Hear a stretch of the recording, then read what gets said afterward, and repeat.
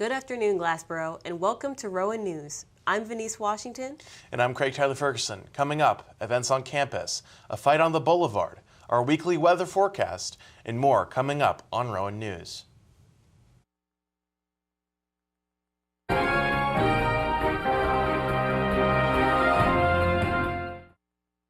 Everyone, I'm Venice Washington, and this is Rowan News. If you ever described yourself as a creative person, listen up, because Voices of Hope is making its way to the Rowan campus. Voices of Hope, originally based in Camden, New Jersey, is a recurring Christian karaoke/open mic event that is all-inclusive and welcoming to everyone. Even if you don't identify as a Christian, or you've never written poetry or sang in public, Voices of Hope is dedicated to making their space 100% judgment-free and invites any and all people to come out and have a good time and enjoy some performances. I've personally been to one myself, and I have to say from a totally unbiased perspective that this was definitely an event to remember. For more information about Voices of Hope, feel free to visit their Instagram at Voices of Hope Open Mic. On Thursday, November 20th, Strong Tower FAM conducted its first mental health awareness panel. This was an all-inclusive event, which was an opportunity for students to discuss different topics about mental health and what it means and feels like from a Christian perspective. The event hosted 5 panelists who each spoke on a different question sent in by anonymous students.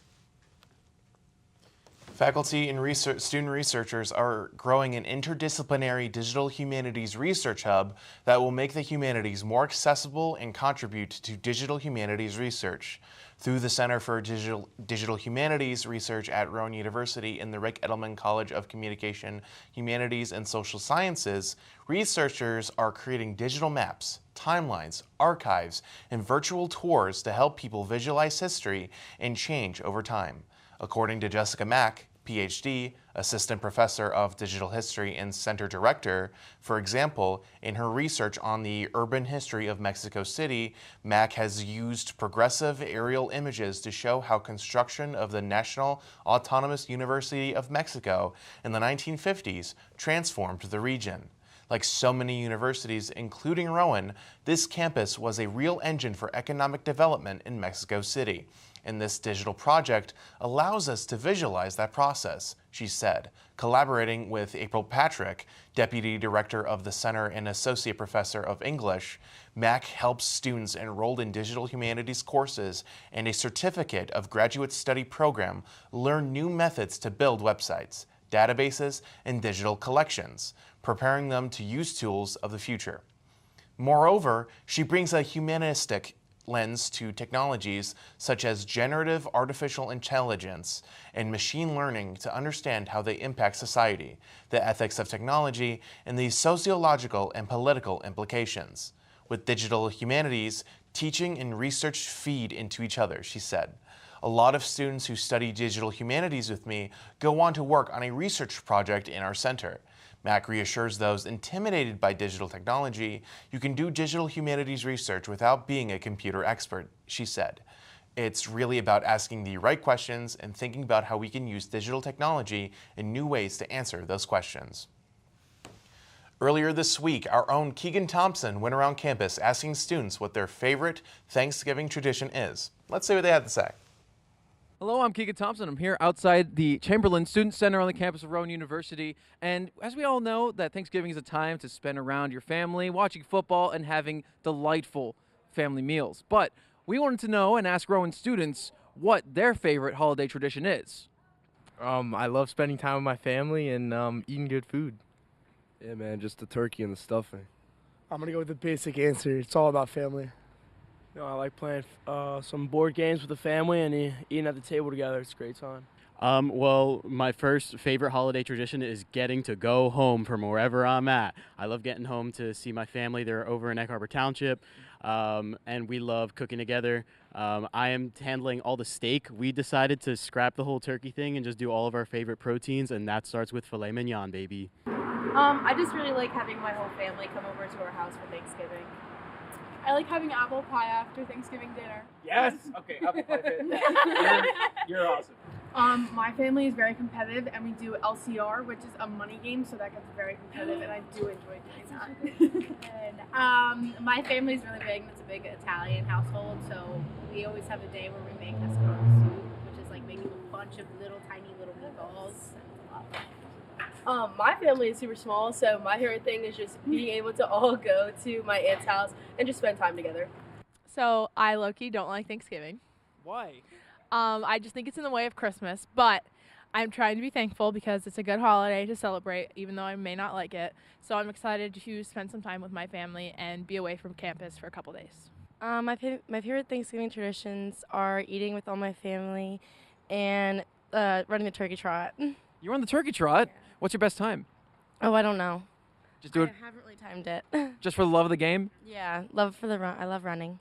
So I love spending time with family. I love eating great food, and I just like over the years, especially now being in college, I've appreciated getting to go home and just spend time with family. Lots of our Rowan students are looking forward to some time at home, away from campus, with their families, enjoying some food, festivities, and a lot of board games. I'm Keegan Thompson, sending it back to you folks in the studio. Thank you, Keegan. On November 16th at approximately 12:46 a.m., Glassboro police responded to reports about a large fight taking place in the area of Main Street and Victoria Avenue. Allegedly, a firearm was drawn during this ordeal. Police activity was cleared later that evening, and the question of what happened to the alleged suspect has yet to be answered. On a more positive note, Associate Professor of Chemical Engineering in the Henry M. Rowan College of Engineering, Kirti Yankee, has received the Sustainable Engineering Forum's Education Award from the American Institute of Chemical Engineers. She accepted this award on November 3rd of this year in Boston at the 2025 AICHE Annual Conference and Annual Meeting. For more information regarding this, visit today.rowan.edu. Earlier this week, Nicholas Marinelli and I went out to cover the Rowan CEO Club at their first ever Gobble Games event. Let's check it out. I'm Nicholas Marinelli here at the Gobble Games. As the Gobble Games just finished up here in the business hall at Rowan University, I'm here with one of the contestants, Anthony. And Anthony, what made you want to come out today and support the club? Well, I always have a great time here. I love being surrounded by people with a similar mindset. They always give great prizes, and I always have just such a great time here at CEO. They do a good job of making the environment welcoming. What are the Gobble Games about? Can you walk me through that? Yeah, so this week's event for CEO is called Gobble Games, and what we're doing is trying to provide an entrepreneurial experience with a Thanksgiving twist, right? So a lot of what we talk about in CEO is pitching your idea, conveying your idea, connecting with people. These are all really important things to do as an entrepreneur. So we have some fun activities set up for our members. The CEO Club, otherwise known as the Collegiate Entrepreneurs Organization, is proudly part of RCIE, Rowan's Center for Innovation and Entrepreneurship, recently ranked number 7 in the Northeast and 39 in the nation by the 2026 Princeton Review. CEO is dedicated to building a supportive, inspiring community for students of all majors who are exploring entrepreneurship or just need a safe space. You don't even need to have a business, whether you're developing an idea, looking for motivation, or simply curious about entrepreneurship. We're here to provide the resources, guidance, and opportunities our club members need to grow. So, as you can see, these are the real CEOs of Rowan. And what made you want to join the club, the CEO Club here at Rowan? Well, I'm an entrepreneurship major here, and this club is mainly for entrepreneurs. So being surrounded by people with such a similar mindset and being able to participate in competitions that allow me to thrive, because I thrive off other people. So seeing them thrive helps me to thrive, and we just all do have a great time. And it was a great event that they did here, and it looks like they had a lot of fun. And hopefully we could see this again next semester. And I'm Nicholas Marinelli, sending it back to the studio. Thank you, guys. When Anthony J. Tony Galvin walked into Business Hall November 13th for the launch of the Galvin Dress for Success program and Professional Closet, he saw himself in the students gathered around him. Smart, ambitious, ready to chase their dreams. Many had everything they needed to succeed, except a great suit.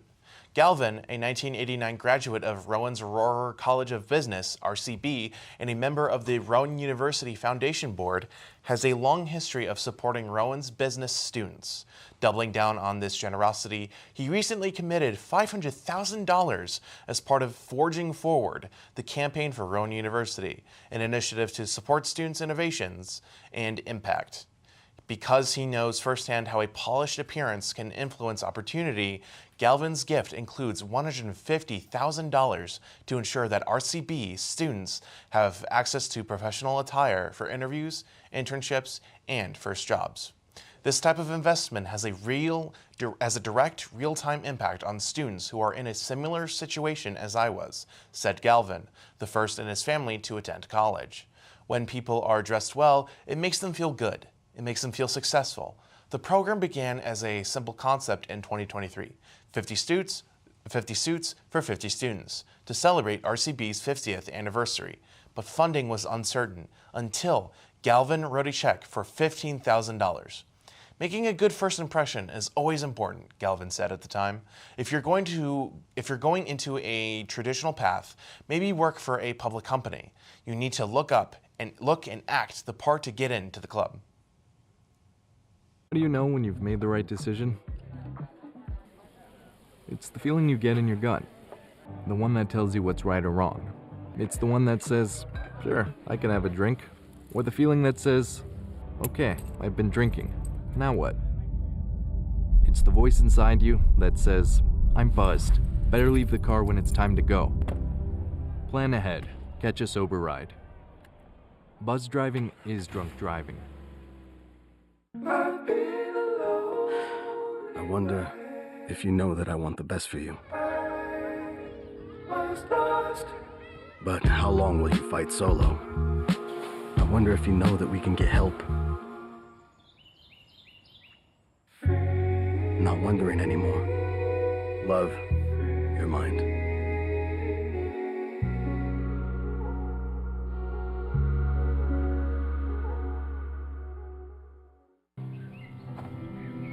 For decades, I've taught you everything I know.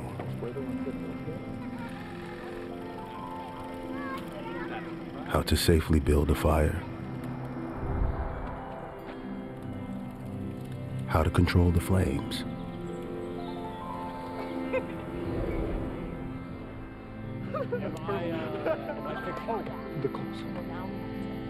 What to do with hot coals. How to secure your chains.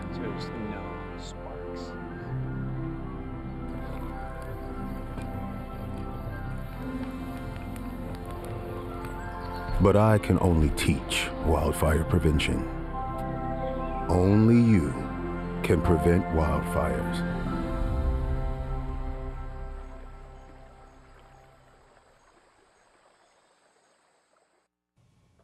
Up next, our own Nicholas Marinelli was out in the field again, this time covering the Ducks Unlimited Club at their weekly members meeting earlier this week.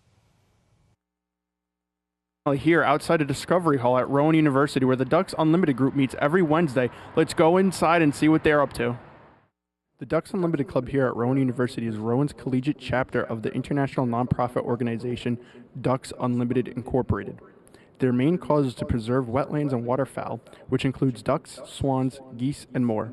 While their executive board mainly consists of environmental science majors, the club is open to all students, even if they don't have prior knowledge about wetland and waterfowl protection. The main principles are volunteering, advocacy, and education. The Ducks Unlimited e-board here at Rowan strives to advocate for volunteers to help wetland protection, while educating others about its importance through fun activities and other various events. You can join their general meeting every Wednesday at 5 p.m. in Discovery Hall.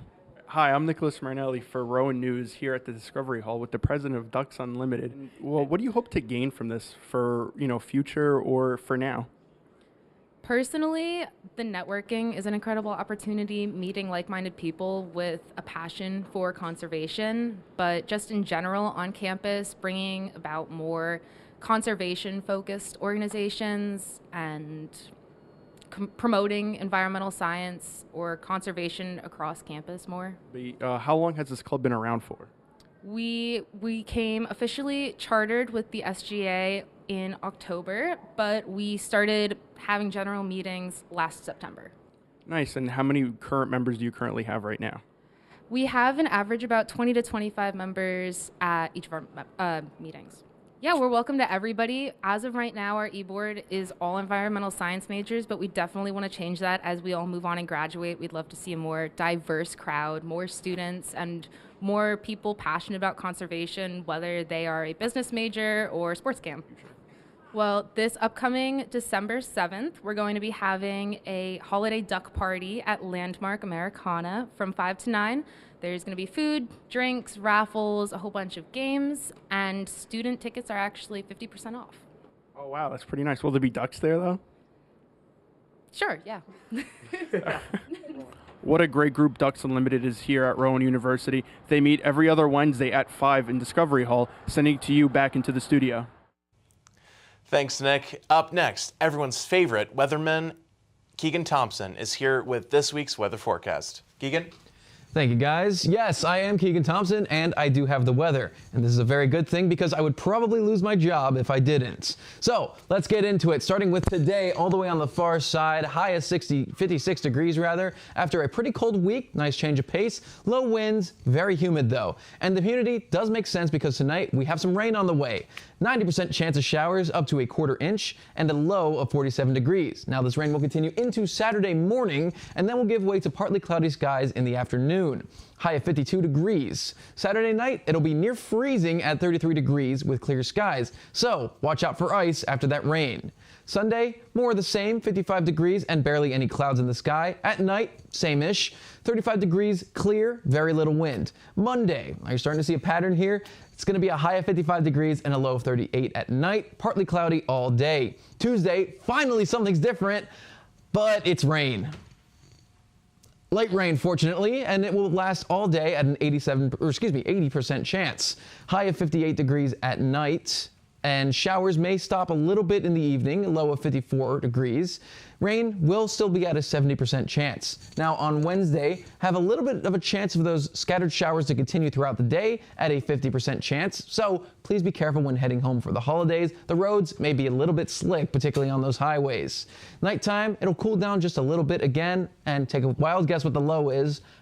Oh yeah, you can see that. It will be 38 degrees and partly cloudy. That should be the last of the rain. And rounding us out on Thanksgiving Thursday, it's going to be cold. 48 degrees, mostly sunny, with a few clouds in the morning and 10 to 20 mile an hour winds. So if you're going to be doing the turkey trot or heading to Thanksgiving Day parade and possibly some high school football, Easton versus Phillipsburg up north, for example, please remember to bundle up. And at nighttime, it'll be a low of 33 degrees again. So near freezing, please remember to dress warm if you wake up from your turkey-fueled stupor and need some fresh air. In general, it will be much warmer than last week. We had a lot of days in the 40s. Now we have pretty much across the board in the 50s, with the exception of Thanksgiving, obviously. Just bear in mind that rainfall towards midweek is quickly becoming hat and glove season, and a little bit of rain. You don't want wet clothes. Be very mindful to layer up. Bring some rain protection and an umbrella if you need it as well. And I feel like every week I say this, but please be mindful of the ice late at night or early in the mornings, especially after the rain midweek as well as this weekend. But that's all for me. I hope you folks have an enjoyable Thanksgiving week, and I hope you get the larger end of the wishbone every time. I'm Keegan Thompson, sending it back to our desk. Thanks, Keegan. That's all we have for you tonight. Be sure to tune in next week for another episode of Rowan News. I'm Venice Washington. And I'm Craig Tyler Ferguson. Have a great rest of your day, Glassboro.